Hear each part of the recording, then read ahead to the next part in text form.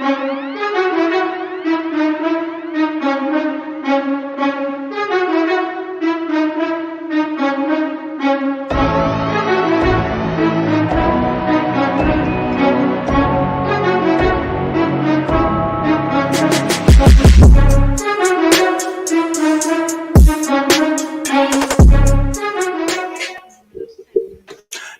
what's up, everybody? Good morning. Welcome to Take It to the Hizzy Fantasy Football, TITTH number 73.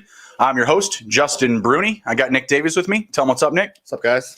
Yeah, hope you're all doing well. Happy Sunday. Welcome to Week 11. We're going to be getting into our Week 11 preview here, going across all the games, across the spreads, totals, money lines, sitter starts. You're going to dive right into it here. First up, we're going to run through the player game statuses, some guys that are immediately out, and we'll kind of dive into how that'll be affected in their lineups and how they're affecting our fantasy lineups in Week 11. So first and foremost, ruled out. A lot of these guys, you probably heard already. We got Joe Mixon recently went to the IR, going to be out at least 3 weeks. I guess that's a good thing, but I mean, they could have put him to the IR, They could have did this 3 weeks ago, literally. Yeah. 3 weeks too late, if you ask me. Laviska Shenault for the Jags is going to be out today. Drew Brees, as we've all been talking about. Taysom Hill filling in since we last saw each other. Taysom Hill is going to be the starter. We're all assuming Jameis. What's your instant reaction to that? You still on the Saints today against the Falcons? I think that we're going to see kind of like a wildcat offense with a little bit of an arm on there. Mm-hmm. I just don't see them like having Taysom Hill drop back and pass. I mean, I did watch Taysom Hill in college at BYU, and he can drop back and pass. And he's thrown some deep balls, some dimes for the Saints in recent years. He came in and made that 50-yard pass in the playoffs last year. Yeah, absolutely. For a touchdown, just random stuff like that. So absolutely. But the one thing that Taysom Hill always had on his side with those passes is the element of surprise. True. Right now, there is no element of surprise. Mm-hmm. He's replacing Jameis. I said in the beginning, I was like, I need to see more out of Jameis from before I'm comfortable putting him in, because he did look pretty lackadaisical. And honestly, if I was a coach, I'd be putting in a guy that wants to do the special teams, that wants to be in there all the time and wants to do everything possible to help the team win. So I'm interested to see how he does. I think he's going to hit every stat box, but I don't think he's going to fill up the stat sheet and break the bank like everyone thinks that he is. So I got him plugged into DFS in my tight end position. I'm pretty excited about it. There you go. I'm pretty excited about it. Thanks, FanDuel. Appreciate that. Moving on here, Adam Humphrey still out for the Titans, still in concussion protocol. DeAndre Swift going to be out today, also out with concussion. Danny Amendola also out for the Lions. Kenny Golladay thought he was going to get right and get back this week. He is not. He is still out in Week 11. CMC also out this week, gathering up another week of rest. Sammy Watkins, another guy people are expecting back for the Chiefs, not going to be making it back in Week 11. Some game time decisions. You have N'Keal Harry for the Patriots. Teddy Bridgewater just refuses to consider himself out. He is just trying to make the lineup. I don't think that he's going to. I'm looking at PJ Walker to be the starter there today. I'm trying to downgrade my Panthers today. I'm not excited about that matchup, that Detroit and Carolina game. Alan Lazard, true game time decision for the Packers. Expected to play today. Damian Harris for the Patriots, who are also getting back Sony Michel from the IR. Drew Lock, Noah Fant for the Broncos. Fire up both of those guys today. Irv Smith Jr. For Minnesota, and Matthew Stafford getting right for the Lions. They're going to need him today in that matchup. So let's dive into the first round of games here. We got the Eagles traveling to the Browns. Cleveland -2.5 on the spread, -142 on the money line. The Eagles +122 on the money line. We got a game total of 47 points. What's the weather like over there? Good question. Because that seems to be a pretty big factor in recent weeks for the Browns totals and the gameplay. All right, so I'm paying attention correctly this time. It's 43 degrees there. Mm-hmm. It seems like there's going to be 100% precipitation. It's raining. 11-mile-an-hour winds. It's raining. I'm going to say the under on this. I'm not even looking at the trends. Just looking at the weather and these types of teams. The Browns aren't bad, but they aren't like taking over the world. They're just kind of winning. And I think with Nick Chubb, they don't really have to do too much. They can just pound the ball with him. And he's a very smart person that actually tries to win games. So I'm going to say the under on this already, but you can go more into it. I like the under too. Maybe you got some trends that'll back it up here. I wish they would add like weather trends on there because the Cleveland weather has been wild. The Raiders game, that was out of hand. Everyone was expecting the over. Last minute weather change, boom, hit the under.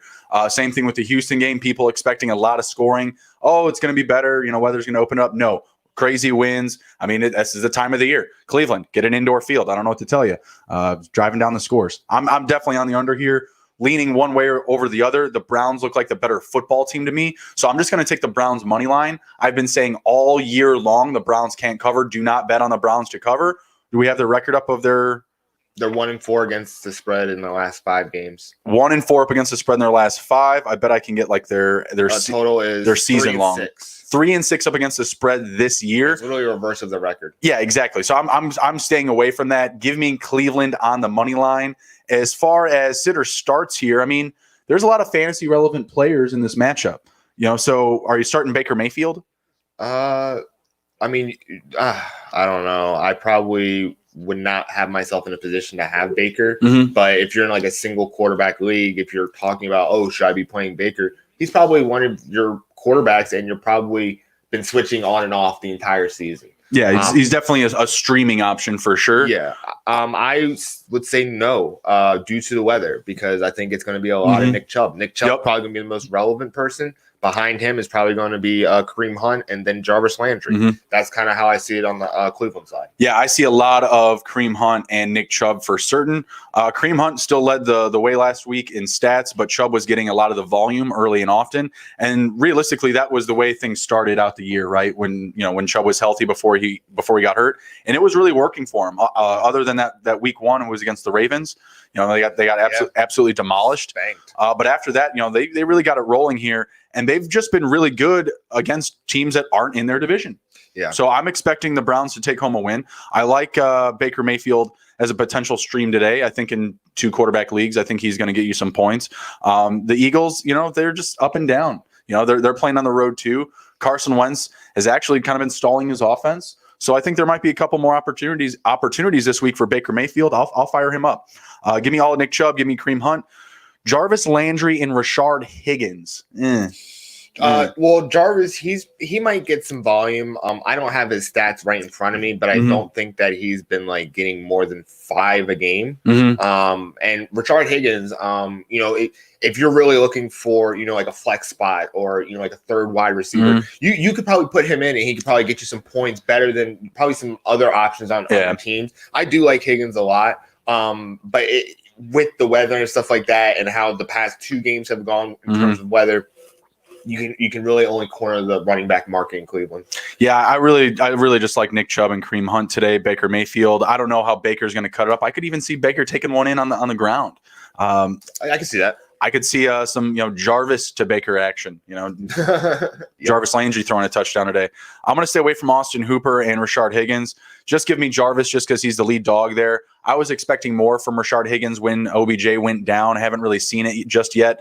The first game that OBJ went out, Higgins was something. But as Nick was saying, the weather is going to play a factor in this one. So I'm going to try to stay away from like the deep ball threat because I don't know if that's necessarily going to be there today for the Browns. For the Eagles, no Carson Wentz for me. I'm just sorry. Negative Ghost Rider. No, not for me. Very inconsistent. Don't know what I'm going to get. I really don't want to start a quarterback out of the NFC East right now. I mean, honestly, Alex Smith is the only one that I'd consider starting right now. Yeah, he has a lot of passing yardage to take over. And Terry McLaurin is really just coming onto his own. I've already apologized to him for what I've said in the beginning of the season. It's more because I was salty about Washington. So nothing against you, Terry. I actually like you a lot. But, I'm glad that he's able to use his arm and actually be a benefit to the team. Not saying that he never was, but, with his injury and how he came back, there's probably going to be stuff going on. But it's like he's changed his game almost. Like he just sits in the pocket, swings the ball around, and gains some yardage. And if he gets a couple touchdowns, that's awesome. I mean, he's not hurting his team. He's only helping them right now. So I agree with that. Yeah, I'm definitely gonna be sitting Wentz. Give me all of Miles Sanders. Are you ready to still fire up Travis Fulgham, Jalen Reagor, Greg Ward in this one? I'm going to say no. I'm gonna say no on this one. I like Fulgham maybe in some DFS, but I think it's going to be a tough day for him going up against Denzel Ward. I think Reagor and Ward might be the options, but if I had a gun to my head, and really deep options. I'd pick Ward just because he's a screen guy. Yeah, and that's the reason why I would do it, is just because he's probably going to have more opportunity than Travis Fulgham, who's going to be probably getting the deep shots like he normally does. Same with Reagor. He gets some deep shots as well. But what we just talked about when we started this was the weather. Right, and exactly. You got to keep that in mind at all times. It's going to change how the game's played. So just realize that. Is Dallas Goedert a streaming option this week? I feel like he's a popular stream for people this week. Guy that was available off of waivers. That availability, all the hype, right? Fantasy Pros has him ranked as tight end 7 this week. There's so much love for this guy. I don't understand it. I mean, I've seen the flashes, sure, but that's all they've been is flashes, and it's never really sustainable, right? Yeah. Especially with this offense. I'm gonna say no. I just see some better options this week. Yeah, the weather. Like corner of the running back market in both these teams, if anything. Other than that, just stay away because they're not going to be able to give you enough points than what other people are going to be doing in clearer weather. Yeah, I like some Miles Sanders reception props today. I like what else do I like in this game? I was going to say probably some props for Kareem Hunt, probably just his rushing yards, whatever you can get on his. Hopefully it'll be a little bit lower with Chubb healthy another week, but they've been pretty high, pretty consistently all year. So yeah, give me some Kareem Hunt props and some Miles rushing props and some Miles Sanders reception props. Moving on, Atlanta Falcons visiting the Saints, kind of alluding to this one with the Hill versus Jameis talk. In this game, we got the Saints still laying 3.5 points at home, looking at minus 190 on the money line and 49.5 on the total. Instantly, what do you think about that total? What do you think about the 49.5? Do you think there's still enough offense in this game from the Saints to drive a number like that? They got Alvin Kamara. Alvin Kamara is good to go. He's healthy. Yeah. Return to practice Friday. Looking like he should be solid. It's only 3 touchdowns. Do I see 3 touchdowns coming out of this offense? Yes. I can see it, yeah. I still like the over here. I don't know how, but yes, there will be 3. I mean, the Saints can hit you in a lot of different ways. I mean, I could see a special teams touchdown. I could still see a touchdown from their defense. They're disciplined in that fashion. So, I also kind of feel like we could still see Jameis in this game. But yeah, I do believe you will see a couple snaps with Jameis. Just some interesting things because we were literally just saying the over, and the only thing I've been seeing on the trends is under trends. So with New Orleans, the total has gone under in 5 of New Orleans' last 6 games against Atlanta. The total has gone under in 5 of New Orleans' last 7 games when playing at home against Atlanta. Interesting. And then Atlanta, let me see. The total has gone under in 4 of Atlanta's last 5 games against an opponent in the NFC East or NFC Conference. So everything points to a high-scoring game. I mean, Kamara's there. You got Taysom Hill who can actually, do a lot of different things. Calvin Ridley apparently is playing today, even though he broke his foot. I see it coming, but with Taysom Hill being there, I'm going to say the under is going to be coming because I just see maybe like 20 points. You know what I'm saying? I don't see anything more coming out of it. But that's just my guess. I don't know. I'm saying the Saints score 28 at least. I'm saying the offense still rolls. I think Sean Payton really wants to come out and show like, hey, yeah, I can run this offense with Taysom Hill. That's why we gave him all this damn money.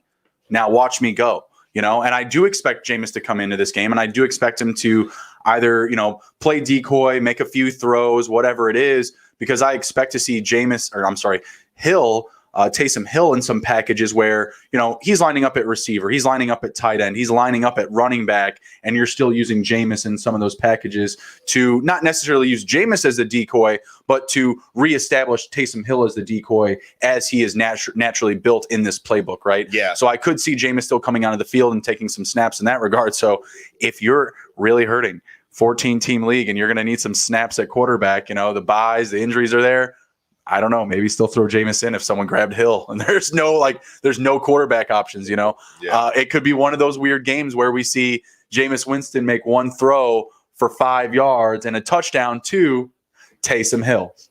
it could be one of those weird games. Weird. Sean Payton is that type of coach, and I think that he's really going to be highlighting that, offensive efficiency today, play calling ability, etc. Right? For the game itself, I'm leaning on the Saints. I still think that they take care of business. They're in a tough division. They're in the hunt. This is a division game at home. I'm going to say that they just outright win. I don't want the points. I don't want the 3.5. Just give me the value on the money line. I like the minus 190 under, minus 200 for me for the Saints so far this year. I'll take that. I think that's pretty good value up against a Falcons team that's, I think can drive the number. I think they might be able to hit this over, but I don't think the Falcons are going to take home a win. They just constantly get in their own way. Yeah, I agree with that. I see New Orleans pulling it out. The only thing that I'm kind of curious about is Marshawn Lattimore's status. He's questionable. Okay. That's going to play a big part. He's a big corner, and obviously Atlanta's strengths are their receivers and quarterback. Yep. So that's the only thing. But I'm going to say money line New Orleans just to keep risk off. Yeah, I think they take care of business, even if it's a field goal, 2-point game, whatever it is. But I don't like the 3.5, especially that half point. Yeah. If you're taking the spread, you got to take that even number or buy it to 4 or whatever. Do not lay this on a half point whatsoever. So give me the over there. I think you're starting Taysom Hill if you're a Breeze owner, like in a deeper format. But realistically, I just still feel like there's better options out there. I like Hill in DFS because, again, I'm starting him at a tight end position. So, yeah, I don't hate that. I'm starting Tua and Taysom. So I think that's going to be a good pairing. You don't typically get to lay 2 quarterbacks in DFS. So I hope it goes off, but I still don't feel good about starting Taysom in, standard, week-to-week leagues. So a little update on Drew Brees. Humans have 24 ribs. Drew Brees has broken 11 of his. Good God. Yeah, that's ridiculous. That's terrible. But, we'll see how this game goes. I'm really interested to see Taysom Hill because he was paid. We haven't had a chance to see him and featured as a starter. Yeah. So, I mean, it's not like we're wishing Drew Brees harm, it's just, this is what happened. And now everybody's, excited about it. And hopefully we can see Taysom Hill bring the reasons why we all think he's so good, so I'm just really interested to see that. Yeah, absolutely. So I'm absolutely starting Kamara and Mike Thomas, Manny Sanders. Are you good to fire up Jared Cook? I would fire up Jared Cook. I think Jared Cook could be a tight end blanket, or I'm sorry, a quarterback blanket for Taysom Hill. I think I see that. No Traquan Smith for me. No deeper options. I would play Traquan. Oh, yeah. Fire up some Traquan. I've kind of seen some things from him, and I'm kind of like, he's gonna be like Marquise Golston, who just does his job very quietly, but then you're like, what the F at the end of the season when he has like 1,000 yards? You're like, what is this? Traquan Smith, 1,000 yards. I don't know. No. I don't know if that's going to happen. But like he, the one time I was like, oh yeah, he's definitely not getting a touchdown. He scored the first touchdown of the game, and it's he's in the game plan. They're putting him in positions to make plays. I would play him. I'm trying to think of like one of those backup tight ends that could just be one of those guys too. It's just that's how the Saints go. They're Jeff Akins. Yeah, they're just bastards like that. For the Falcons, give me Matt Ryan, especially if Lattimore is going to be out. Fire up all of Julio Jones. I'm firing him up today in Ridley and DFS. Calvin Ridley, he's healthy, so I mean, Olamide Zaccheaus, I would take a shot on him, just a dollar holler, because for some reason he's back from the dead. But good for him. Yeah, Olamide, Hayden Hurst for sure, and give me Todd Gurley, and honestly, Brian Hill. If you're super desperate, I'll take it. I don't think that it's a great matchup up against the Saints rushing attack, but Brian Hill's been getting some love. Todd Gurley's just really just a red zone running back right now. I mean, but he gets some gets to the one. They're his. So, I mean, you're still firing him up for those reasons. If people are starting Jordan Howard, then you're starting Todd Gurley every week. So continue to fire those guys up. Next matchup, we got the Patriots and the Texans. Like the value that the Patriots are getting here. I think, honestly, they're like one of my locks for a win this week. Money line is at minus 138. Not getting the love that I'm giving them. So, I think I'm going to take that value. The spread is -2, and that's only at minus 113. Texans are at home +2, plus 118 on the money line. Over-unders at 49. I like the Patriots in the under. What do you think? Man, these are interesting. So, I'm just kind of looking at like what Odd Sharks is saying. Like, it's weird how New England has most of the money on them, but and they're not they're They're the favorite. Yeah, Houston's the underdog. Yep. But the predicted score is 22-29 Houston. And I was just like kind of looking at that, like that's kind of interesting. I don't like that prediction whatsoever. Houston putting up 29 would mean that they're going to be airing it out a lot. And the defensive efficiency for the Patriots is passing attack. Yeah, they're passing attack. They're secondary, right? Yeah. You can run on the Patriots, but Houston doesn't have anyone to run on them. Duke Johnson's not going to get it done. Duke Johnson is not rushing for over 75 yards this week. And the Patriots defense is just getting healthier. They're getting better every week. We've seen their continual progression from the past 3 weeks. I'm all over them today. I think that they can put up, 24, 26 points. They hold Houston to, 10-14.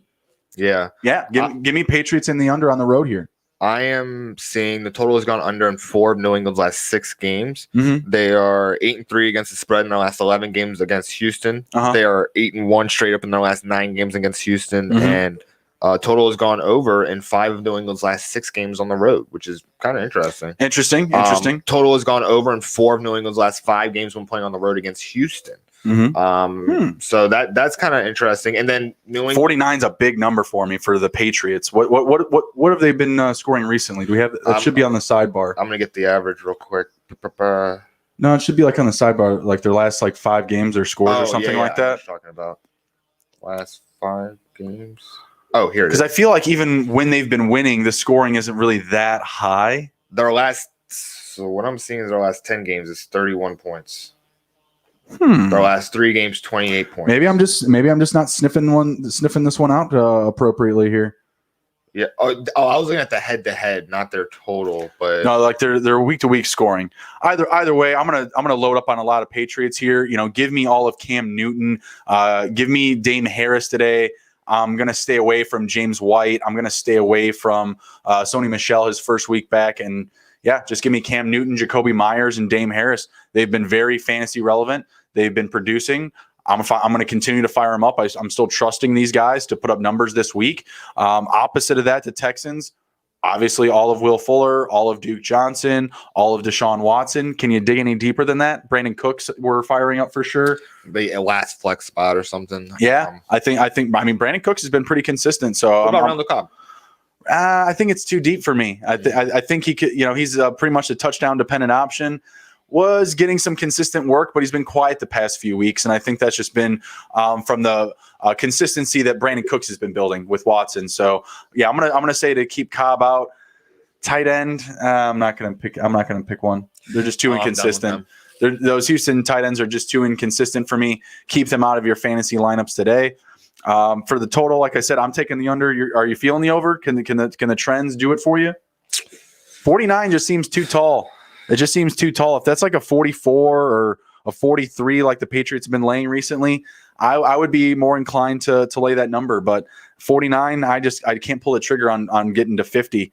Okay, so just think about this. So the last what if I said buy it up to 51 and take the under? That's 2 points. That's a little bit better. I'm just kind of looking at their past couple of games. They beat Baltimore 23-17. They beat the Jets 30-27. They lost to the Buffalo Bills 21-24. They lost to San Francisco 6-3. That was the second game Cam was out, I think. And then they lost 12-18. So they struggled when Cam was out, and then the first 2 games that he came back, but now he's coming back into form, and I think that their offense is going to have a little bit more production, and their offense is getting healthier with their running backs. So I'm going to take the over on this. I'm going to say that the over in the game is going to be hit. Can I get you to the 51 on the under? No. Okay. All right. Fair enough. Yeah, I could see it. If the Jets can run up the number with it, I'm sure the Texans can as well. Yeah. I just see the Texans also as just one of those teams that they love to get in their own way sometimes. Poor offensive line play. Bill Belichick, taking advantage of the mismatch on coaching. Romeo Crennel just kind of a fill-in coach right now. I see the Patriots as just heavy favorites for sure. Maybe I'll just stay away from the number there. Well, maybe I'll just stay away. Maybe I'm not seeing it right. We'll just stay away from that one at the book when I get there. Just let you know, 61% of the money is for the over.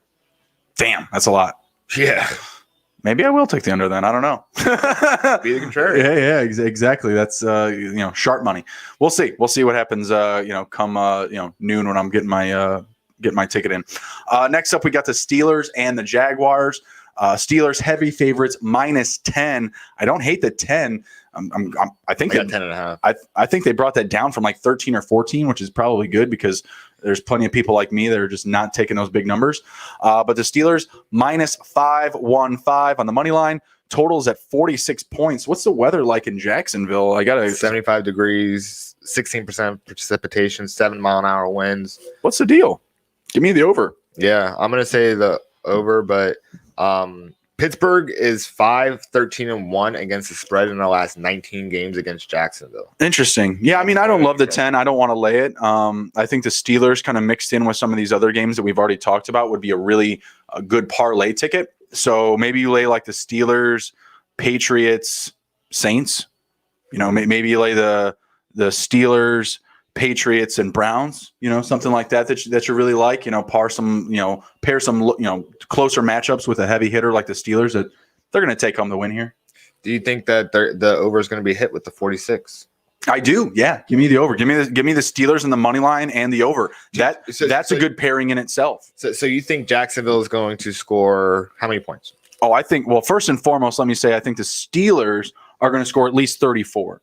34. How much from that defense?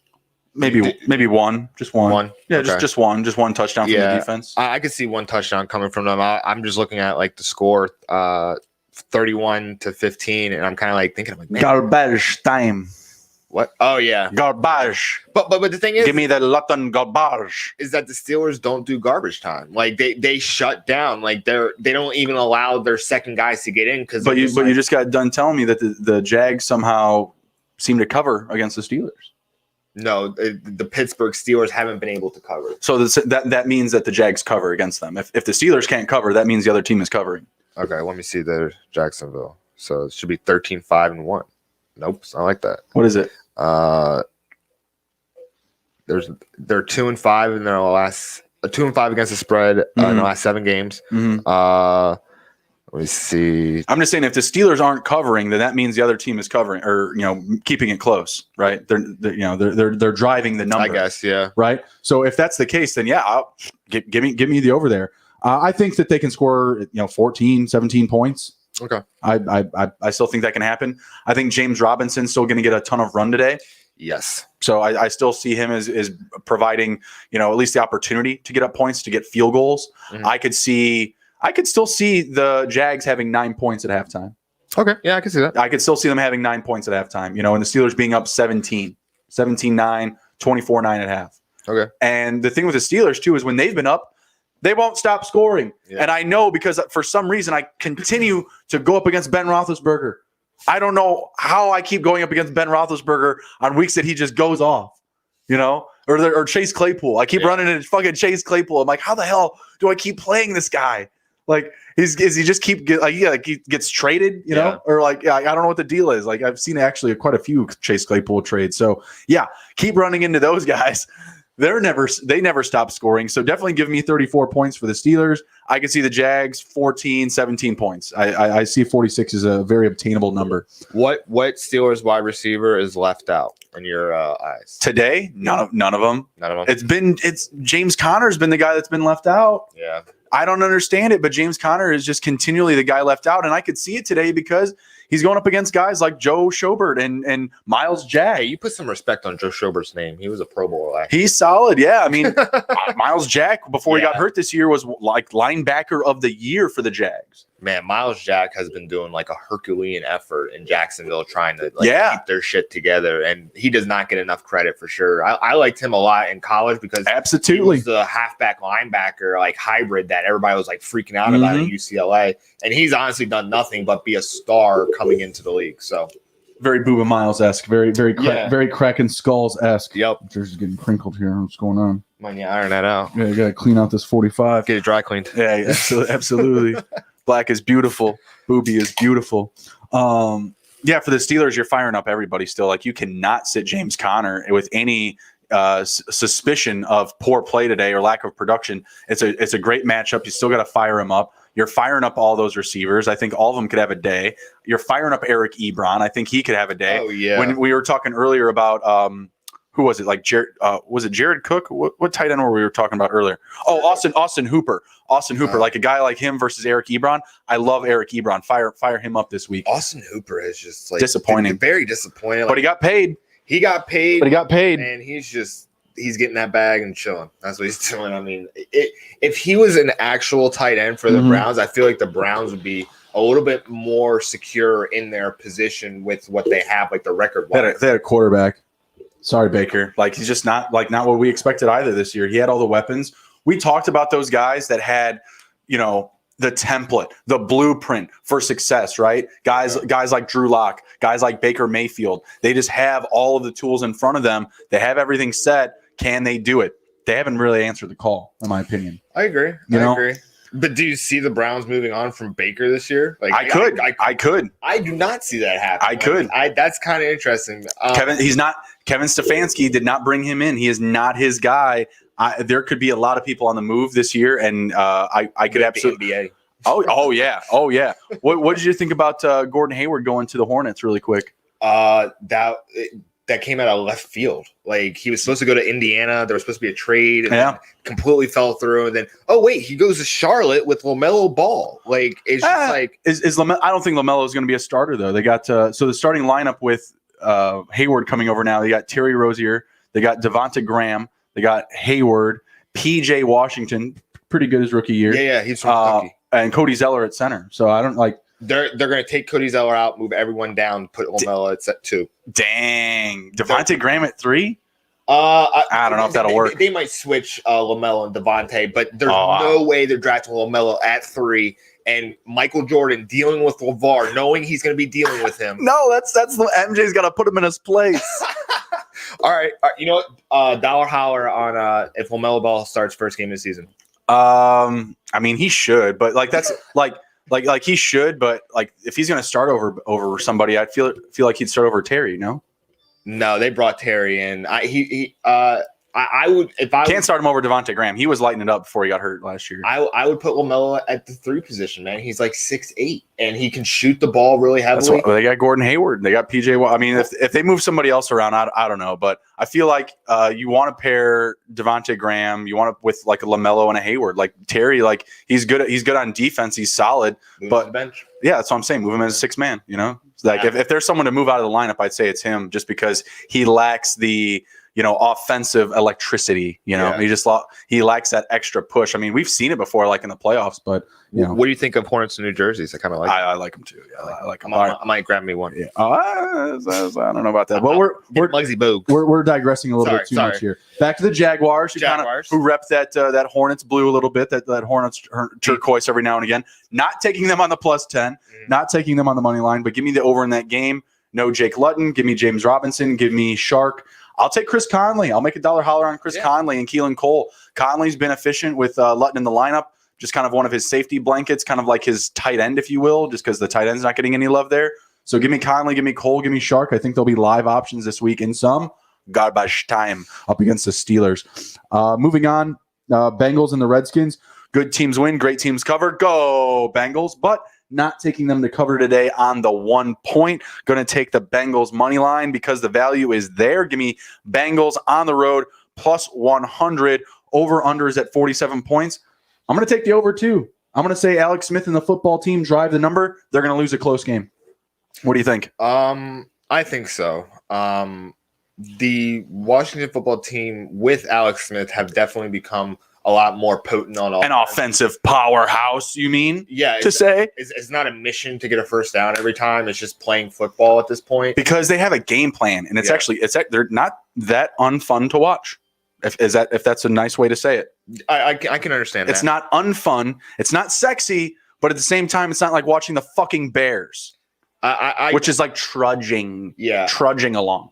The way I equate it is when I first started watching Washington, like 10 years back, exactly where Chicago's offense is exactly where Washington's offense was 10 years ago. And I remember watching being like, man, we can't even get a first down. We can't get 3 yards. Like it's really hard. It's no longer like that in Washington because Alex Smith is making it happen, getting it done. Alex Smith, much respect to you, sir. It's an IQ, baby. Oh yeah. He's made his weight in gold basically this year by coming in and just doing the damn thing and not hurting the team. I mean, everyone else, Dwayne Haskins, Kyle Allen wasn't exactly helping the team, but he wasn't, killing the team. But, Alex Smith still came in and, do the damn thing. He's making people relevant. Antonio Gibson is relevant.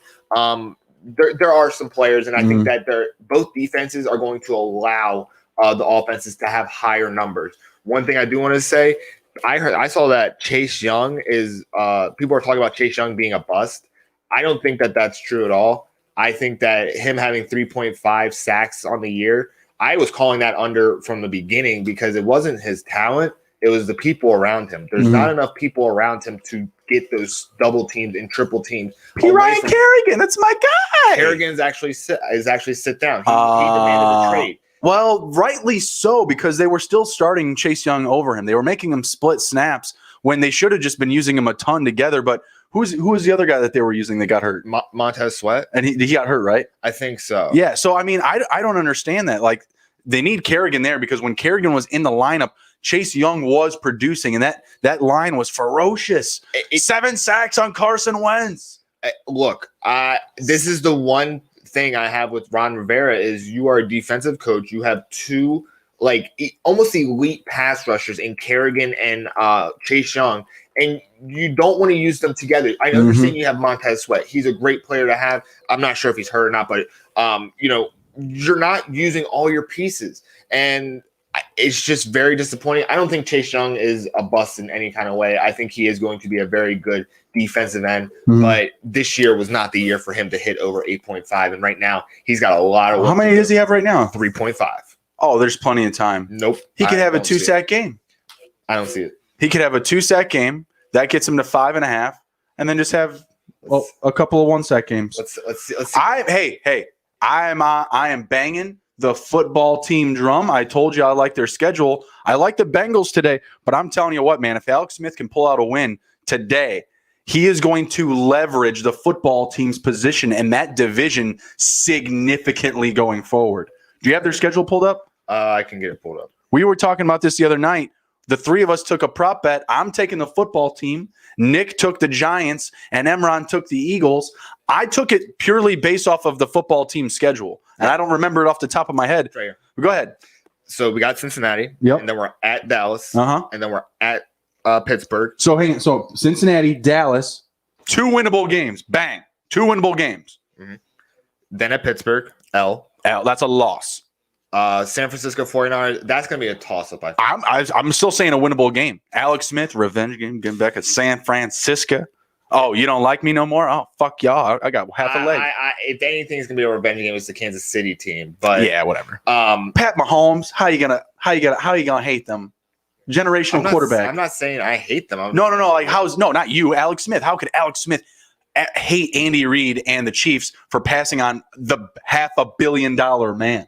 No, I'm just saying if there's a revenge game, it'd be that game. All right, fair enough. Because it's been so long since San Francisco. So, revenge. So Never then forget Alex Smith. We got Seattle. I feel like that's a toss-up. That's a loss. I feel like that's a toss-up. All right, fair enough. Carolina. If Teddy's back, I feel like Carolina can win. I kind of feel like if it's a toss-up against Seattle, it can be a toss-up Panthers. No. The Carolina defense is better than Seattle's defense. You're right, but the offenses, just I don't know. It's all right. But either way. And then last game, Philadelphia. Winnable game. I'm saying football team. Let's go. Hammer down. If you can get any value for the football team as a division winner. In fact, let me see if I can pull that up really quick. I bet I have that readily available, actually. Who wins the NFC East? betonline.ag has the football team at plus 650. I might look into that today when I head to the book, the value for taking the football team for the division, seeing what William Hill is laying, because the Eagles right now are minus 130. It's hanging on by a tie. It's hanging on by a thread. This guy hasn't been in Washington for too long. He hasn't watched Washington football. He's watched a lot of Chicago football. I have watched. I know about collapsing football teams. No. I'm saying you do definitely know about collapsing football teams, but Washington is a different animal. Literally, Alex Smith had us at 6-2. He broke his leg, and we got like the second overall pick. Like, it was wild what happened. So you're saying it's hanging on by the leg? It's hanging on by half a leg. So you're saying Haskins is coming back? Haskins might get a couple snaps.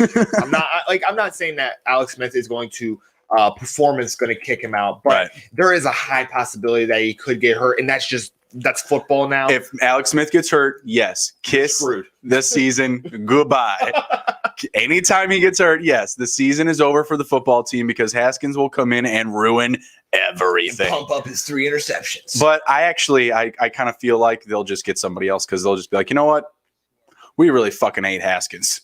I really feel that they're thinking that way these days. I definitely believe that. I mean, I've been listening to a lot of Washington radio recently, and really they just keep talking about how Haskins, like, it wasn't like exactly his performance game by game that actually got him out. It was just the overall picture and how he was rubbing everybody the wrong way. Right. Taking things seriously. Now, apparently, he's taking things a lot seriously. Like, he didn't come out and start complaining and start bashing the team and start bashing Ron Rivera. Agent. Smart. It was a smart move, to be honest. It's his agent, though. When you're drafted that early, when you have that much hype, you still have a solid corner behind you, and those people are going to try to get him right because they also want to continue to ride that money train. The Haskins money train, it's not necessarily gone just yet. Someone's going to take a shot on him. I mean, they saw what happened during his junior year at Ohio State, and I see him going to an offensive mind soon. I see him backing up, maybe even being third string somewhere else even, and just going to an offensive mind. I could see it. I could absolutely. San Francisco. That'd be a great. I was actually going to say another California team, the Rams. He seems like an excellent bus driver for Sean McVay. Okay. As a backup, like, to make that team kind of hum. Like, I don't see them having a solidified backup in LA. I couldn't even tell you who it is. Off the top of my head, honestly, I can't either. But the Niners, they seem to have a couple of guys that they feel like that they're comfortable with. Yeah, like Mullins and Beathard have kept him in some game. Beathard, whatever, they've kept him in some games. So I feel like they're comfortable with that room, and they're not necessarily trying to add. And listen, I don't understand it. I don't love it. I hate it.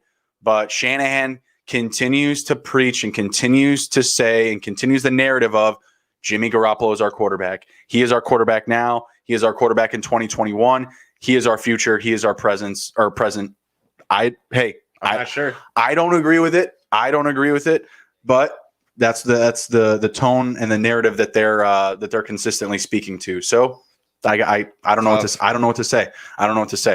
I could absolutely see Haskins moving on from the Redskins and being an option elsewhere. Washington football team. Sorry, it's hard. Look at. Oh, that's not fair. BetOnline.ag. It says Washington Redskins. Yeah. That's unfair. You set them up for failure. What's going on? Fix your shit. Yeah. We're trying to make some things cook here. BetOnline AG. We might be doing some stuff together soon. We gotta get together on this football team talk here. Got to catch that. Yeah, that's really bad. Like, what the fuck? Yeah. Just saw it and read it. My bad, guys. Hey, Bet Online, just to let you know, I was just doing a show the other day. You're idiots. Saw that it said Redskins. You're dumb. No. Figure it out. Sorry. A little typo. Sitting starts for this game. You're firing up all your Joe Burrow, all of your Tyler Boyd, T. Higgins, AJ Green. Nah. Keep him on the bench. Fire up Gio Bernard. No Drew Sample for me. Any other takes there for the Bengals? Pretty clean. Yeah. You're pretty good on that. Redskins. Fire up Alex Washington Smith. Football team. Fuck. It's okay. Did it again. It's okay. Football team. Alex Smith. Fire him up. Yep. Sorry, I'm just really excited about firing up Alex Smith. Week 11. Antonio Gibson, Terry McLaurin. I would take a dollar higher on Logan Thomas too. He's been kind of being a little steady presence in the tight end room. You're forgetting about the most important guy. I said Antonio Gibson. The man that's making this team hum, that continues to move the chains. Past couple weeks. Alex Smith, favorite player all time. J.D. McKissick. Oh, whatever. Are you kidding me? He's such a blind spot for me. Like, I honestly have no clue. I've heard the name for years. I've heard about his potential, and you've shown me his stats. I don't know. It's stupid. It doesn't make any sense. He's just in the game plan. So just really quick. What is it? Last week, 15 targets. Now, mind you, 7 catches, 43 yards. But still, the targets are there, guys. The workload is there. 15 targets last week. The week before that, he had, what was it? It was like 14. It was something crazy. 14 the week before that. Alex Smith, safety blanket, J.D. McKissick. Get him in your lineups. Get him in your DFS. I'm starting again this week. Antonio Gibson and J.D. McKissick in DFS. Same lineup. Doing it back-to-back weeks. Had some success for me last week. The lineup won me my money back. My other guys just stalled, right? Like I threw in Marvin Hall, big bomb for a touchdown, first couple play the games, then gets put away. Yeah. Right? Travis Fulgham got completely locked out. Aaron Rodgers, Devonta Adams, they do some stuff, but they don't do big things. They do some stuff, but they don't do big things, you know? So I was stalled there. I'm hoping that I can double down on that value again this week with the McKissick and Gibson pairing. So fire up those guys this week. And yeah, absolutely. Terry McLaurin, Cam Sims. Yeah. Give me some Cam Sims. I think he's going to be a good option this week. Moving down 95, we got 2 home games in Maryland or DC today. Ravens hosting the Titans. Ravens minus 260 on the money line, minus 6 on the spread. Total is at 50 points here. Are we going to get enough offense to drive the number? No, I'll take the under with you. I think that's good money. I think that 21-21. That's what I'm thinking. Like around there. I could see a 24-21 game. Yeah, I could see that. That's why I'm also staying away from the spread. I'm going to take the Ravens. I think they're going to win this one outright. I think that their offense is just going to be better today. I think they're going to get right today. I think the offense is going to be humming along. I think the Titans defense is going to lend them an opportunity to kind of get right. You know, try some different things downfield. I think that the Titans secondary is bad enough to let Lamar Jackson actually do some things in the air. So I'm looking at the rankings, and Baltimore's passing yard offense is 31st. Mm-hmm. That they're bad. That's what I'm saying. I think that they're going to get some opportunity today. Tennessee's defense is 28th. That's what I'm saying. Like, let's go. Definitely some opportunity. Let's go.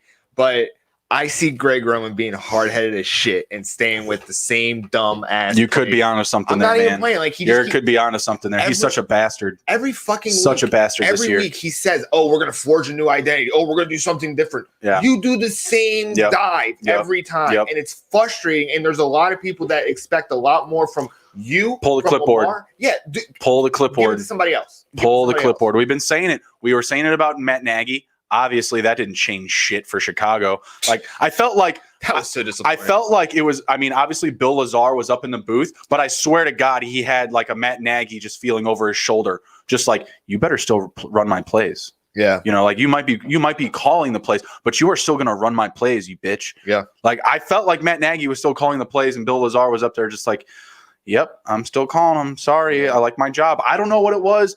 Maybe Bill Lazar and Matt Nagy are just seeing really eye to eye, and that's how the playbook runs. But if that's what it is, then it's really fucking bad. For Greg Roman, same situation. He's got to pass the board.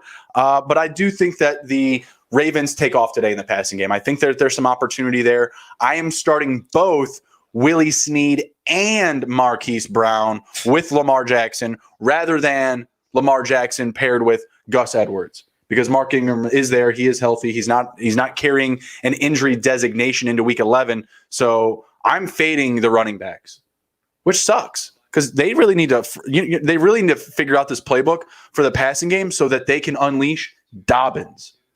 If they had a 4-wide set where they could let Dobbins actually act as a scat back and the defense had to respect the deep ball, this offense could hum a lot differently. I agree. You know, running that RPO from a single back set back there, you know, running some misdirection that way rather than the pistol, the wishbone. You know what I mean? It's driving me nuts. And realistically, they don't have the personnel to run those packages, you know, with the same efficiency as they did in 2019. Correct. They don't. They're now missing Nick Boyle. They're missing Hayden Hurst, who they lost to the Saints. Whatever, they traded him, right? The free agency. Atlanta. Okay. So yeah, free agency to Atlanta. So whatever, they lost him, right? Realistically, a key asset. It's showing. You know, hindsight is 2020. We didn't think it'd be a big deal. You know, we didn't think all the first round picks going to Atlanta was a big deal. I don't think really anyone was that hyped about Hayden Hurst leaving. Or no, because the thing is that blocking is a hugely underrated stat. Yeah. Everybody just sees the passing yards and stuff like that, but someone that can actually block and understand what Lamar Jackson is trying to do when he runs the ball or when they're doing the option or whatever, it's highly underrated. And I think Greg Roman made a mistake by saying, "Oh yeah, I don't need Hayden Hurst." Yep. And I got Nick Boyle. Yeah, I got Mark Andrews. You did, and now Nick Boyle's gone, and now Mark Andrews is pretty much irrelevant because you refuse to pass the ball. He gets the touchdowns, but he just doesn't get enough consistent volume. Yeah, that's what I'm saying. It's very hard to stay with him. Right, exactly. And again, if they had a system where they could run 3 and 4 wide at a given time more consistently, they could open up things more for Andrews as well. Yes. They could put him outside. They could put him into single coverage on a linebacker on the outside the numbers, He should be their slot receiver. Well, nah. I feel like they need to get a guy in there so that they can move Marquise Brown over to be just a legit, top tier slot guy, Yeah. But instead they're running him on the outside like he's supposed to be Des Bryant. He's not that guy. He's not going to be that guy. I don't care if he adds another 20 pounds this offseason. It's not going to matter.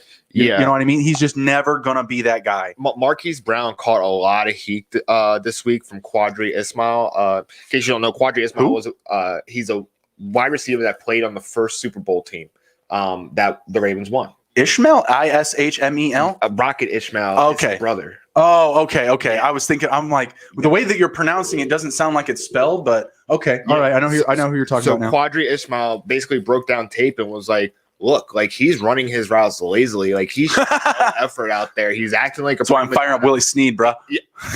You know what? Willie Snead, good for you, man. If you're blocking and you're starting to get balls, great. I hope you get 1,000 yards the rest of the season. But it's showing that Marquise Brown is basically doing the Antonio Brown treatment. And it's just man, what's running through the It's in the blood. Yeah. It's in the blood. And it's just like, dude, like in order to be able to speak like that, you have to be able to produce. And you only produced like half of your rookie season and then got hurt. You came in here with a lot of hype that you got a lot of weight on you.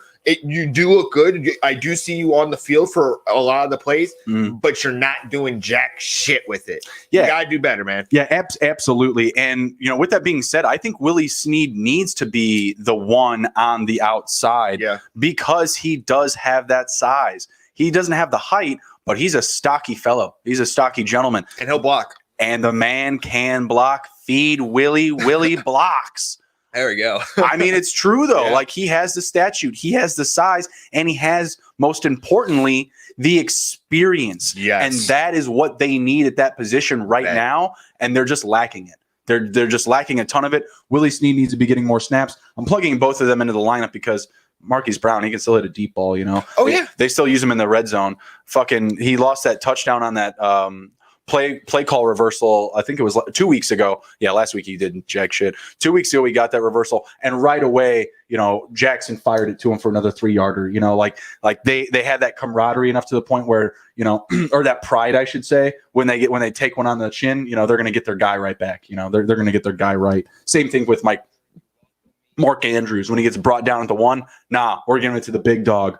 We'll give him a carry if we have to get him in, So I appreciate that kind of like coaching because you know what, man, it's very hard to score a touchdown in the NFL, and someone to get like 1 to 2 yards away, just give it to them. They can get in there. There's plenty of plays in your playbook where you can put them in there and they can get in the touchdown to finish off the drive. So absolutely, I do like that kind of coaching. It just makes it a little bit easier for fantasy because Bill Belichick, he'll just give the ball to anybody. He don't give a fuck about your fantasy. Absolutely. I mean, it's very alluding to. I mean, I hate to use these two names in the same sentence and speaking of them, positively. First off, both of them are idiots in 2020, which are Ditka and Bill O'Brien, Bob. But at one time, they were able to leverage their weapons. It's just keeping it simple, just kissing it. Like, I have this dude that can knock you the fuck over. It doesn't matter. You will not stop him. I'm referring to the fridge, and I'm referring to J.J. Watt.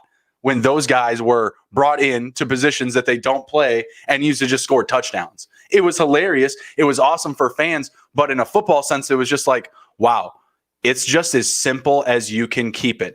Let that giant motherfucker carry that ball over the line.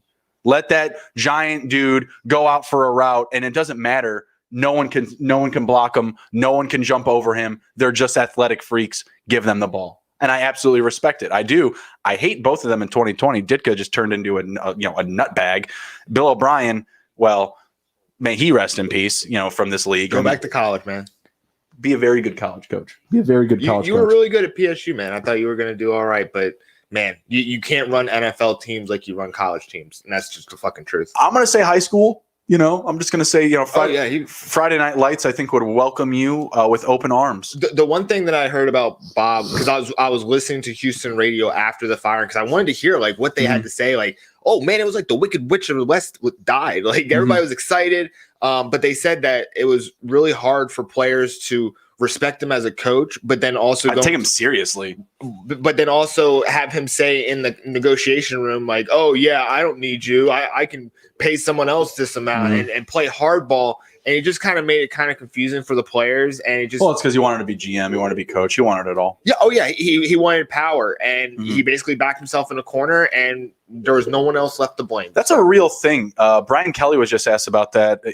Coach for Notre Dame. They're talking like, in years past, your name has come up for some openings in the NFL, and things just really didn't develop, and they were just kind of put away, and that was it. But where are things at now? Have you ever thought recently about making the leap from Notre Dame into the pros? And he said, no, absolutely not. He has a lifelong contract. He has a lifelong contract. Why would he ever go? He has 1,000% control, and he said it in the pretty much in the most nicest way possible. Like, yeah, no one the Pope doesn't tell me what to do here. You know what I mean? Like, I can do whatever the fuck I want, which is also kind of scary in a sense. Like, okay, like you're that powerful at Notre Dame, that maybe even more powerful than say the dean, the guy that's going to the Supreme Court nomination stuff like that. It's kind of like Nick Saban. Like, why would Nick Saban leave Alabama when he's literally the most powerful man in the college state? Football?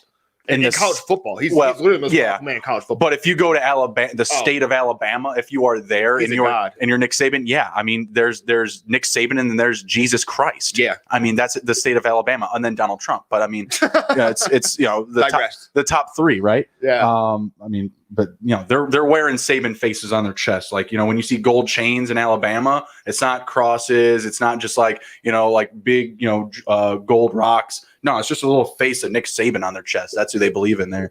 It's by all means. If I got really big into college football and became like a huge coach and had all this power where I can literally just control my team how I want to build it, to recruit the people that I want, have the people on my staff that I want. Yeah, I would not go to the NFL.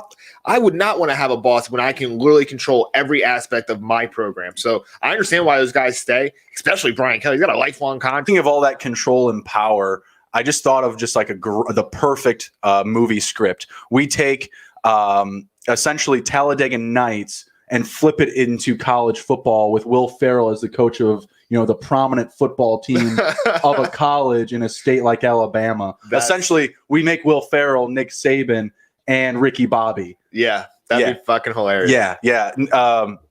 Seth Rogen, Will Ferrell, call me. We'll figure it out. We'll Jonah Hill, we'll figure it out. We'll moneyball it. We'll figure that shit out. We'll work it. We'll finesse that shit. Anyways, back to the Titans and the Ravens. I'm starting Lamar Jackson and the receivers. I'm going to take Brown. I'm going to take Snead. I'm going to take Mark Andrews. Big Mark Andrews week. You're going to want to fire him up in DFS with Lamar Jackson this week. Get to it. You have to fire up Mark Andrews this week. We just got done talking about how bad the passing defense is for the Titans. You got to fire him up. No Gus Edwards, no running backs. I'm staying away from the running backs for the Ravens. Give me all of Derrick Henry. I do think it could be a big Derrick Henry week in DFS as well. Of course, Tannehill, A.J. Brown, Corey Davis, nothing else. That's it there. Jonnu Smith. Sorry, Jonnu Smith. Fire up Jonnu Smith. I am sitting Mark Andrews for Eric Ebron. Oh, it's a gamble, brother. It's a gamble still. I do think that we win big in this house. I understand. In the Hizzy, you got to take it to it. Smash the like button, share the video. But man, that's a risk. Ebron, he's a touchdown dependent option. And I will say that the likelihood for Ebron to hit 2 touchdowns today, it's high. I see the value there and I see where you're going. It's just that this is a get right matchup for Mark Andrews. I don't need a get right game anymore for Mark Andrews. And the reason why I'm sitting him down is because Tennessee made the blueprint on how to stop Lamar Jackson. Lamar Jackson's best weapons are honestly his tight ends. You're absolutely right with the stats of how it's supposed to be a get right game on paper, but I do not see that happening. I see Tennessee shutting down Lamar. I hear you. I see Mark Andrews just faltering again. And it's been frustrating for me all year because I was like, man, Mark Andrews lock. He's going to give me 10 points at least every game. He's barely got me 7. He should. And it's annoying. And I have like Jimmy Graham popping off for 2 touchdowns when I have Mark Andrews doing absolutely nothing. Yeah. Eric Ebron got a touchdown. Mark Andrews did nothing. So I was like, you know what? Screw it. I'm done with this. You should have flipped him. You should have flipped him. I couldn't even flip Justin Jefferson, and he still got me 40 points after I tried to trade him. It's rough. It's awful. People are rough. Should have flipped Mark Andrews though. If you're not going to be using him, if he's on your bench, that's a ton of roster potential capital. Yeah, absolutely. For the Titans, like I said, I'm firing up everybody. Give me Tannehill. Give me Derrick Henry, A.J. Brown, Corey Davis, Johnny Smith. Give me all of them. Total in that game, I think we're both on the under 50 points. For the Dolphins and the Broncos. Broncos are the home team here. +4 home dogs, +175 on the money line. Dolphins are -205 on the money line. I'm going to take the Dolphins there. I would prefer if I got them under 200, but 205 is still respectable enough value for me. The Broncos, they just haven't been there. And I'm not sure if Drew Lock finishes this game. 45.5 points is the total here. Can the Broncos do enough to run up this number? I'm going to say Miami gets it done. I'm going to say they score 24 to 28 points. But can the Broncos, can they punch the ticket? Can they get it done? Can they do anything in the first half? Let's start there. I don't know, man. This Miami team is a different animal than what we've seen in past years. It's almost reminiscent of when Jason Taylor and Zach Thomas and Patrick Surtain and Sam Madison were all back there patrolling the defense. I have no hope for Denver against Miami, especially with Brian Flores. And I saw that amiibo defense that they did against Herbert. They're going to do the exact same shit against Locke, and they're going to confuse the hell out of him. It also doesn't bode well when Locke is saying, yeah, half the time when I throw the ball, I'm just like, oh, shit, oh, no. Bro, you got to know when you're throwing the ball and know that you're going to have the confidence to make that throw. I think that Miami's going to take advantage of him, and also they're going to pressure the hell out of him and try and knock him out. So I got Miami. I got Miami covering this game and winning. So I could see Miami covering 4. I'm just going to stay away from the points just because Broncos have been weird in the third or fourth quarter, and I'm not expecting them to necessarily put up points in the first half just based on the way that they've been playing, just going with the recency bias. The book is looking at a 24-21 game. I can see that. I'm going to take the over here. I'm going to take the over, and I'm going to take the Dolphins on the money line. I do think that the Broncos at some point, they figure it out. They score, 17 to 20 points, and, the Dolphins can put up anywhere from, 27 to 30, I think still. The Dolphins are rolling. I still think that they can put up points, and I think that the Broncos will eventually score enough to keep the Broncos from necessarily parking the bus. They'll have to continue to drive the ball down the field, at least put up field goals. And I think that the Dolphins will continue to drive the number in this game. So give me the Dolphins money line and the over here. The last 3 games, Miami has scored 28.67 points and Denver has scored 22 points. So it is looking like the over. 45 is a low number. I think a 47 is a more challenging, do I go over there? I think 45.5 is just too low. The one thing that I thought the Chargers were gonna kind of shut Drew Lock down because Drew Lock was having some tough games, but then he just comes out and But the Raiders shut him down, and that was very surprising. Yeah, I wasn't as surprised about the Chargers' performance. People, they've been hurting the Chargers. They just can't get a win, But the Raiders, a team that, they do take their licks, they do get points scored on them, and they just kind of figure out a way to win. They fucking stomped the Broncos on defense. I didn't get it. I honestly, that came out of nowhere for me, the Raiders defense last week. They're the worst defense. Yeah, I know. They're terrible. They're not very good. So Locke's performance last week was even more surprising. So up against a team like the Dolphins, who have been really good on defense, potentially the best defense in the AFC East. I take away the potential. They are the best defense in the AFC East right now. Yeah. So, yeah, I think it's going to be a long day for Locke. I just see him eventually being able to take some points. So, yeah, give me the over for the Broncos and the Dolphins here. I'm firing up Tua in DFS. Salvon Ahmed, we're both starting him, right? Oh, yeah. Yeah, I'm pretty sure I have him in. But yeah, Salvon Ahmed. I got Mike Gesicki in also. I'm going to take my shot on him again. I think he's a good start this week. I think Mike Gesicki is a good start this week. He's had some recent games where he hasn't, produced, but I really do believe in Mike Gesicki. I don't know why. He's one of those guys where I'm just constantly cheering for. Devontae Parker, definitely going to have him in, and Jakeem Grant, that's a good one to dig deep for because that's a deep dive. Yeah, he returns kicks, but also Preston Williams is hurt, and even when Preston was in, Jakeem Grant was a third receiver. So Jakeem Grant would be a good one. I think that's about it on the Miami side. Try to keep it simple with those guys. You could see a random touchdown to a deeper receiver there, like a Jakeem Grant that maybe even spoils a lineup for you. I don't know if a lot of people are getting Jakeem Grant in their week-to-week fantasy, but DFS, I could see him being a nice little option, a little cheap option that can prop up some more value in your lineup for you. For the Broncos, honestly, I'm still benching Judy this week. I think he's going to have a tough time. Yeah, benching Judy, benching Lindsey. I got to play him. Gordon. Yeah, I get it. I mean, play Lindsey too. It is a roster where I have more availability, right? Like I have guys that I can start over Judy. So I'm going to say to bench them. Judy, he still looked good last week, but he got banged up, had a shoulder injury. Now it's another ankle injury. I don't know. It's just like Drew Lock has just been inconsistent for me. I'm gonna say to fade those guys. The only one I like there is Noah Fant, and he's beat up too. So. Yeah, no fan.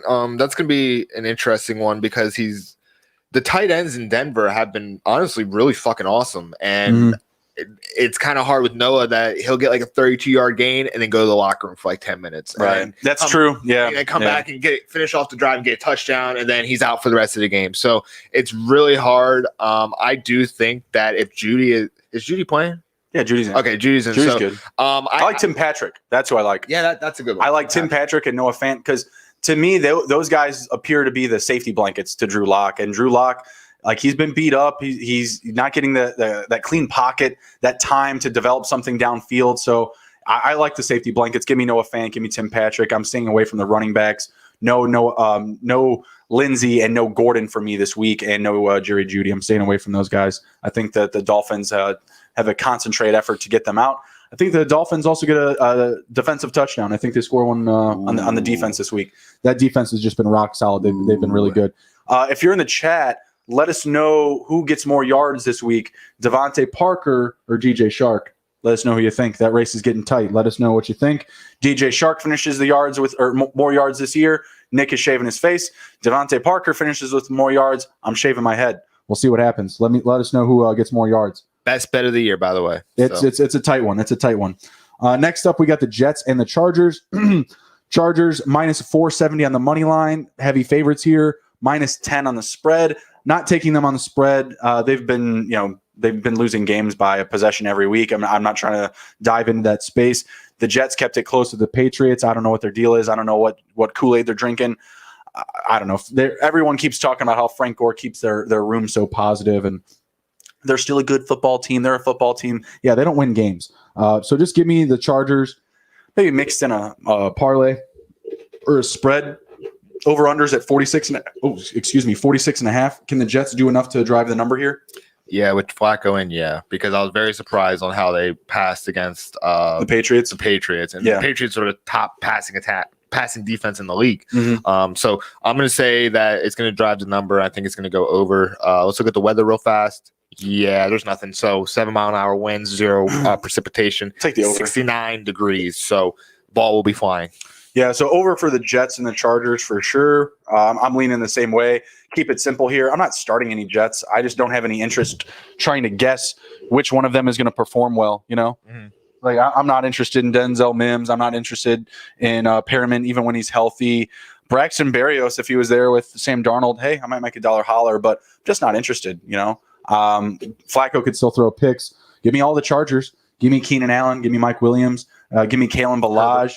Give me, of course, Herbert. Yeah. Give me Henry. Yeah, give me all those guys. But keeping it simple, fade all the Jets, start all your Chargers. Chargers should put up a lot of points this week. They should be DFS darlings. Try and pick the right ones. We can't really tell you which ones because all these guys could go off. I mean, Kalen Ballage could eat up everything today. You know what I mean? Like, we really have no idea where the ball is going to go. Jets are going to allow a lot of efficiency from the Chargers this week. Moving on, and just keeping it simple with that matchup, Packers and the Colts. Packers plus 108 on the money line. They are road dogs, plus 1.5 on the spread. Colts minus 120 and minus 128 on the money line. Spit it out, Justin. Over unders at 51 points. I'm going to take the Packers and the under.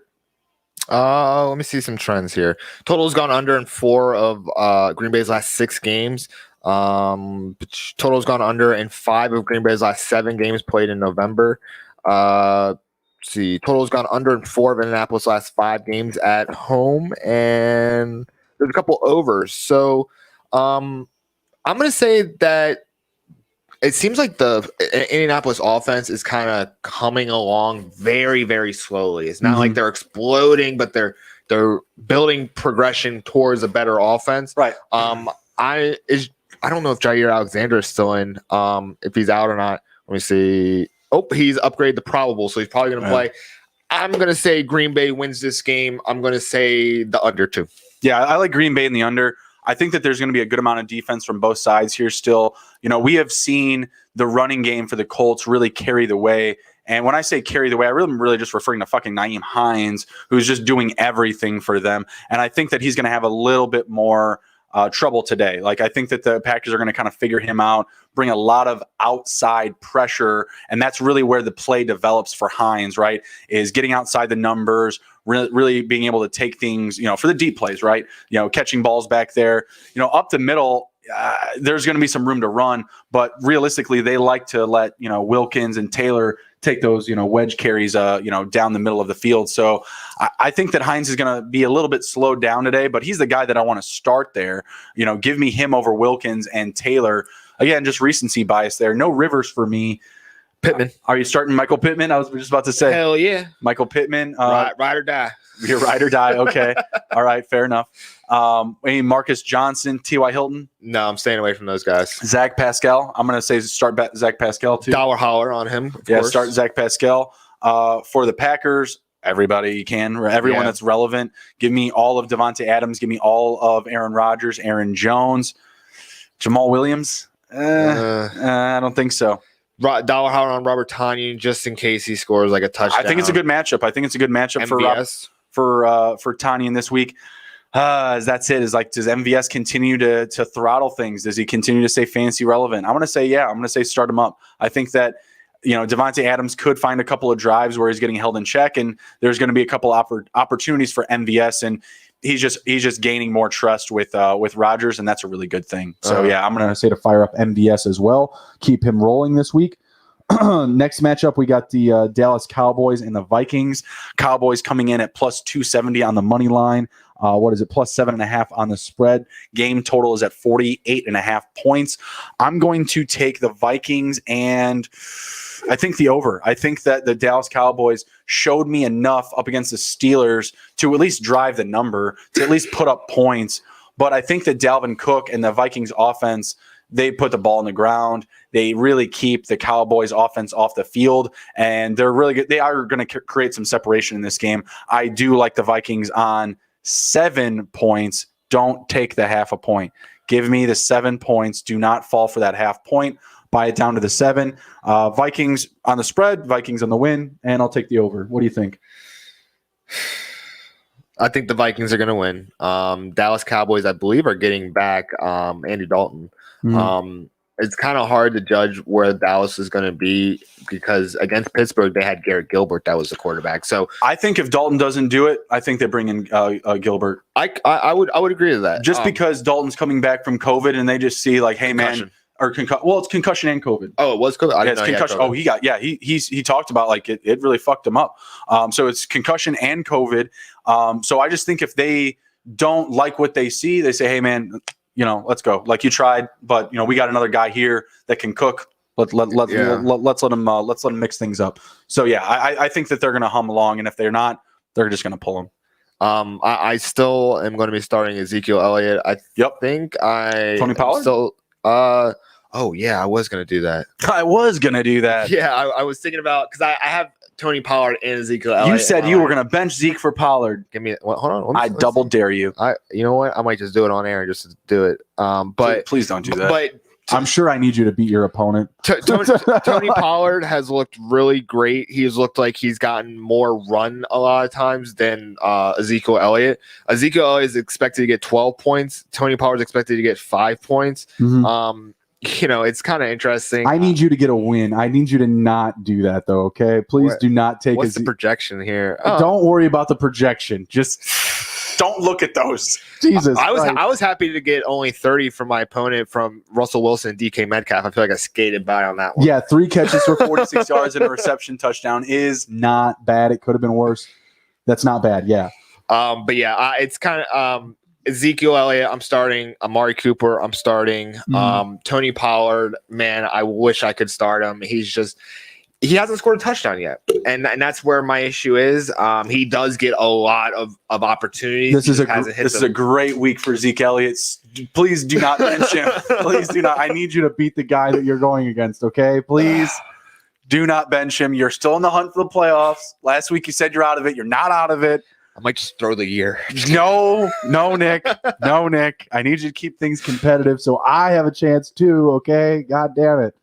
Do not do that. You're in 9th. You're a game out. You're tied for 6th. You're tied for 6th place in 9th. So please, for the love of God, do not punt this week up against the 4th place team. I need you to. God damn it! Don't do that. I was like, wait a minute. You totally said to do that, and I was like, wait a minute. That will not help me whatsoever. Dear God, do not do that. So keep it simple there with the Cowboys. Fire them back up. I'm going to say fire up Cooper. Fire up Zeke.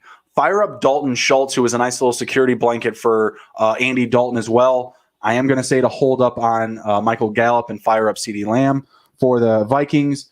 No Cousins. I'm just not a Cousins guy. I'm never saying to fire him up any week. Fire up Dalvin Cook, Justin Jefferson, and Adam Thielen. That's about it. Mm-hmm. That's about it. Yep. Cousins can still get in his own way, throw picks, fumbles. I'm just not a Cousins guy. Could be a good week for him, on paper, but. Don't listen to me about Kirk Cousins. We're not friends, me and Kirk. Next up, we got the Chiefs and the Raiders. Going to be a really fun game. The Chiefs are road favorites, -7.5 on the spread here. Another one, I do not like the half point. Get rid of that half point. Take it up to 8, take it down to 7, whatever you like, but get rid of that half point. Over-under is at 56.5. Chiefs -330 on the money line. Raiders +275 at home. I like the Chiefs to grab the win here, and I like the under. What do you think? I'm going to say the over because I mentioned before, Kansas City Chiefs are pissed off about the bus trip around Arrowhead Stadium. So they are going to step on the Raiders' throat and then choke them until they can't breathe. And they're just going to keep going and going and going. And I see 50 points coming out of them because they are pissed off. And you don't really do that against Patrick Mahomes and Andy Reid and Tyreek Hill. And also Tyreek Hill and Jonathan Abrams, they got into it a little bit. And Tyreek Hill said to Abrams, on God, I'm coming for you. And I'm like, all right, let's go. So I got they're pretty fired up. So I don't see the under happening at all. I see the over happening. I see both teams just coming out and trying to push the pedal to the gas and try and basically this is for the AFC West. I feel like, and that's where I'm gonna jump in there with just kind of going back and forth the under. It's gonna be a dogfight. I expect the defense for the Chiefs to fucking bring it. I expect them to throttle the blitz, to really take away the leverage of the Raiders playbook, which is the dinks, the dunks, the short yardage hits. The Chiefs are going to take it all away. The Chiefs are going to be coming down the middle, blitzing all day on Carr early and often. I think it's going to be a slow start for the Raiders offense, and I think it's going to be a fast and heavy start for the Chiefs offense, and the Raiders are going to be playing catch-up. And when they go into catch-up mode, they can't hit those little dinks and dunks and stuff like that, those little short yardage plays. So I'm saying the Chiefs win this one in a blowout, like 30-14. Okay. Something like that. I think the Chiefs are playing to that same tune, that same theme of the Chiefs being pissed off, coming back on them. I think that they're going to lay one on the Raiders, but it is going to be Sunday Night Football, so that may be difficult in the at the what is that, the Death Star in Las Vegas. That might be difficult. My call there, but I'm just that's how I see it this week. I think the Chiefs are going to come in angry, and I think that the Raiders and the Raiders defense too. They're reeling. The whole issue with the defense. I think that they're going to have a hard time keeping up, and that's going to keep their offense from being able to have time to rest and develop their game plan live as they're struggling up against the Chiefs in this one. So give me the Chiefs win in the under. I understand where you're coming from with the over. Sunday Night Football. Raiders have been booming. They've been looking good, but I don't know if it's going to be there for them tonight, the points. So yeah. I'm taking the Chiefs. But with that being said, we're firing up everybody in this game. Oh, yeah. Derek Carr, Patrick Mahomes, running backs, even Lev Bell. I'm saying fire up Lev Bell, Clyde Edwards-Helaire, Josh Jacobs, Darren Waller, Kelsey, Hill, even Mecole Hardman, Hunter Renfrow, everybody. Mm-hmm. Everybody. Nelson Aguilar. Don't forget about him. Do not forget about him. Sorry, I just did. Do not forget about Nelson Aguilar. Fire up all these guys. Give me the Chiefs and the under. Nick's taking the over. I don't hate it. I don't hate it. Might be actually something that just stay away from. Yeah. Because it could be close. The numbers are going to be all over the place. If I saw a 54, I still feel like the under 52. It's going to be close for me. I might just have to stay away. Last game up here, we got the Rams and the Buccaneers. Rams coming in at plus option on the road, plus 175, plus 4 on the spread. Buccaneers -4 and -205 on the money line. Game total is at 48. I like the over here. Yeah, I like the over too. I feel like Sean McVay is going to just continue being steady Eddie with the offense. Mm-hmm. Is not. I wouldn't exactly consider it like an explosive offense. It's just very consistently moving downfield and moving the bus down the road. And Justin has told me that he saw a stat where it's like a high percentage of 85%. 80. Okay, I was about to say 90, seconds. but 85% of Jared Goff's passes are within 2 seconds. And it's basically him being told by Sean McVay where to put the ball. Let me readjust that. Okay. When Jared Goff gets the ball off within 2 seconds, he has an 85% completion rate. Oh, okay. So while he can complete a pass after holding the ball for that long, it's just not as likely. So the longer that you see Jared Goff hold the ball, the less likely it is that he is going to make a completion. So when you're watching the game tomorrow, it's a Monday night game, just literally as Goff snaps the ball, just count 1 Mississippi, 2 Mississippi. If he gets to 3 Mississippi, it's probably an incompletion. It's kind of a fun game. Make it a drinking game. It's actually, you'll get wasted on these. If he doesn't complete the pass after 3 seconds, you're getting drunk. Up against the Bucs, you're going to be fucked up. I'm telling you that right now. I'm taking the Bucs in this one. Give me the Bucs -205 on the money line and give me the over. What do you think? Give me the over. Give me Tampa. I'm going to say that I don't like Goff on the road. Road Goff is worse than Ben or Road Ben. You know what I mean? Like Road Goff is terrible. Yeah. And especially up against a really strong front seven. Yeah. Give me the Bucs all day. But I think that Goff and the Rams, they're just going to be chasing points, so there'll be enough offense. Yeah, I agree with that. Yep. Good morning, Bryce. Bryce checking into the chat. Hey, Bryce. Saying thanks for the hoodie. Thank you. Continued support, sir. Getting up early with us. Anyone that jumps into the chat on Sunday morning automatically gets a hoodie entry, so you just got a new entry. So nice. Good job. Give me everybody on the Bucs and give me everybody on the Rams here still. I have to start Goff in my 2 quarterback league. I can't really get away from him. I have him paired with Cooper Kupp in that game, so I'm firing up all of those guys. Not a bad stack. Yeah, give me all those guys. Give me Woods. What running back would you say to start for the Rams this week? He can only pick one. I'm going to say Cam Akers. I'm going to say he gets it done this week. He's Malcolm Brown. He's coming along. Yeah, Malcolm Brown's not a bad choice, especially getting that red zone usage could be a very good choice. Is that snow or do they just have a cover on the field? I don't remember seeing snow on the weather report. Cleveland. Stupid weather in Cleveland. Factory of sadness. Factory of bad weather. For the Bucs, everybody, like you just have to at this point. Like Fournette, even like can you bench Fournette? I would. I don't like him. I like Rojo a lot more. Well, yeah, I like Rojo more, but can you actually Bryce said no Big Ben slander. It's not slander. It's not slander. Just Big Ben on the road. This right? isn't Twitter. It's a documented thing. Big Ben on the road. He just tends not to be as good as he is, at home. Right? It happens. It happens. The Cowboys game, he was still really solid, but I felt like he could have did he could have done a lot more. better. Could have felt like he did better. Right? Just road Ben. He's awesome at home. We're a big fan of Ben here on the show. Comeback Player of the Year. Well, with Alex Smith, we'll see. We'll see what happens. We'll see if they just straight up give it to Alex Smith for free. But yeah, for the Bucks, you're firing up everybody. Tom Brady, Rojo, absolutely. Fournette, Nick saying you have to, or not. Nick saying you don't have to. I'm saying you kind of have to. AJ Brown, Antonio Brown. Losing myself already here. Mike Evans, Godwin, Gronk is coming along. I think you got to fire all of them up. Yeah, Gronk's been coming on, man. Like Gronk's no longer Gronk. He's Gronk light. But he's gonna get a touchdown, every once in a while. I think he's had like 4 out of the last 5 weeks he's had a touchdown. So he's definitely coming into his own. That chemistry that him and Tom Brady had over a decade is starting to come to fruition and start to manifest itself. So I would definitely start Gronk. Even Brate, I would do a dollar holler on, just because if there's someone getting the ball at the tight end position, it's Brate outside of Gronkowski. And I have seen Brate be featured in the game plan. Yeah, absolutely. Absolutely here.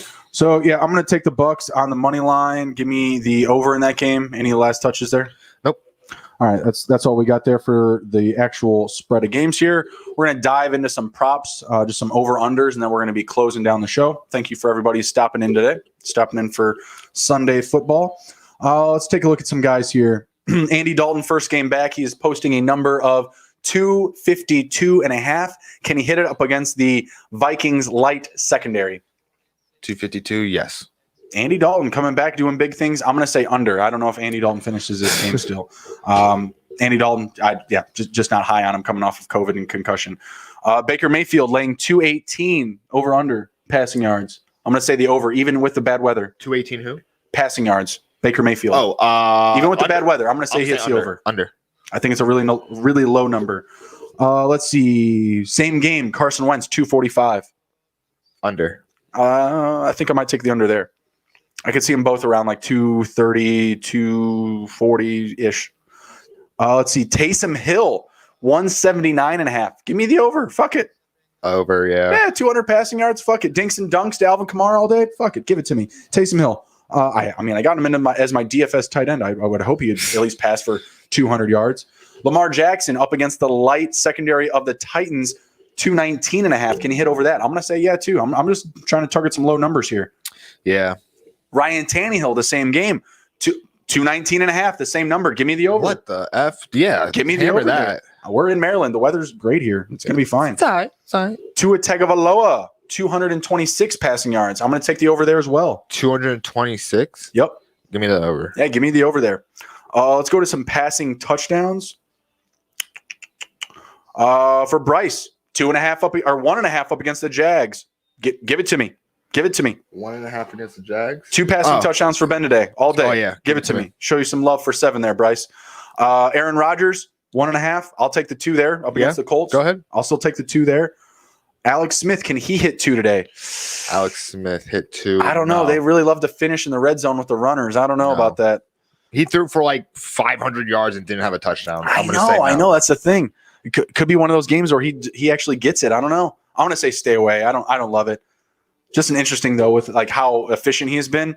How nervous I still am to take that number. I feel like it should be a home run up against the Bengals, but I'm going to stay away. Let's see. Taysom Hill, can he hit 2 passing touchdowns? I'm going to say no. No, 1. I'm going to say no. I'm going to say he can add 1 on the ground, maybe even 2.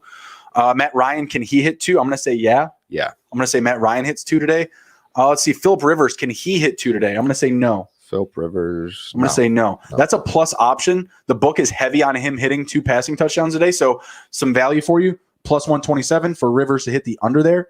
And Pat Mahomes, can he hit 3? Yeah. I'm going to say yeah. If Pat Mahomes hits 3, he's pissed off. I'm going to say he's pissed off. I agree. Let's see here for some receptions. Let's try to target some low numbers. Whoa. David Kluge said J.D. McKissick is better than Antonio Gibson.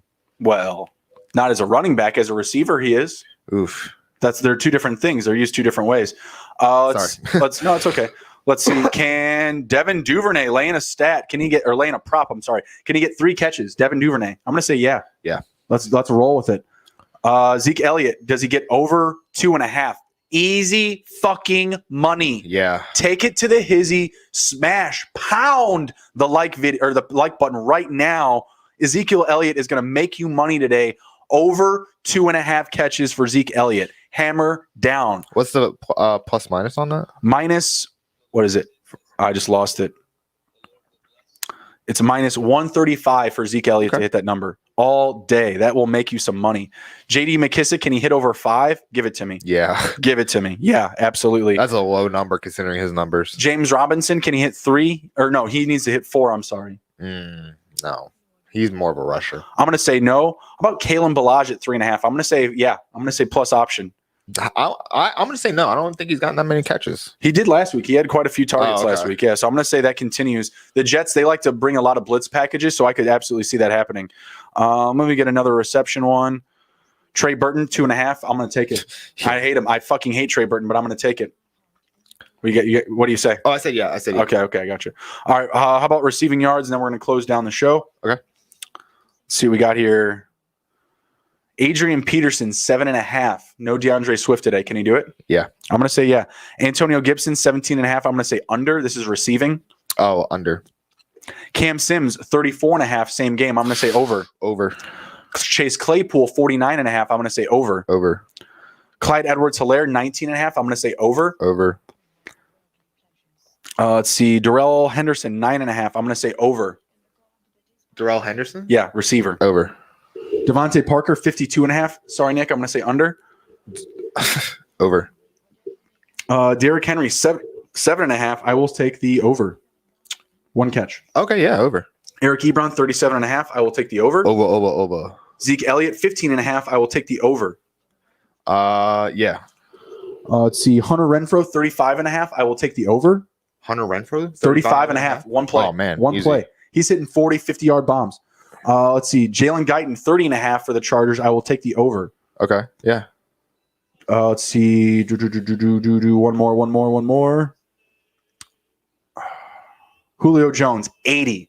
Can Julio Jones hit 80 receiving yards today? Who are they playing again? I'm sorry. The Saints. Lattimore is out, remember? Under. I'm going to say he hits it. I'm going to say he hits it with Lattimore not playing today. Okay. Or is he still questionable? We don't know. Ridley. Or Lattimore. Lattimore is questionable right now. All right, I got you. I'm going to say banged up, questionable, yada, yada, yada, et cetera, right? Mm-hmm. Julio Jones does work. Give me Julio Jones over 80 receiving yards a day. And that's pretty much it, man. You got anything to close out the show? Anything fun for people to keep in mind for Sunday? No, not really. Just I'm about to head to work after this and catch some games on Bleacher Report. And, hopefully I'll be able to watch the Kansas City and Las Vegas game. That's probably my favorite game to watch this week coming up. So that's what we're doing. Yeah, should be a fun little Sunday here. Good things going. Hope you guys enjoyed the show. Thank you for taking it to the Hizzy. If you've watched this far, you definitely have to smash the like button, share the video, subscribe to the channel if you already haven't. We are 8 away from 100 on YouTube. Help us out. Tell your friends. Get them subscribed. We do sub for subs. We do retweets for retweets. Whatever you need, we're there as long as we get something too. More importantly, we're 900 and 98 away from, or 92 away from 1,000. So there we go. That's what we really need. Yeah, we're getting there slowly but surely. But appreciate all the support. Appreciate all the love.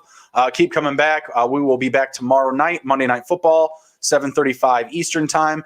And then next week we are doing Wednesday Night Football, where we're going to be previewing all of Week 12. We are taking off Thanksgiving and Sunday for the holiday weekend. So be sure to join in with us on Wednesday night. We'll be kicking off 7:35 Eastern time. So we look forward to seeing you guys then. Take care. Be well. Take it to the Hizzy. We'll see you next time. See you guys. Be good. If you can't be good at it.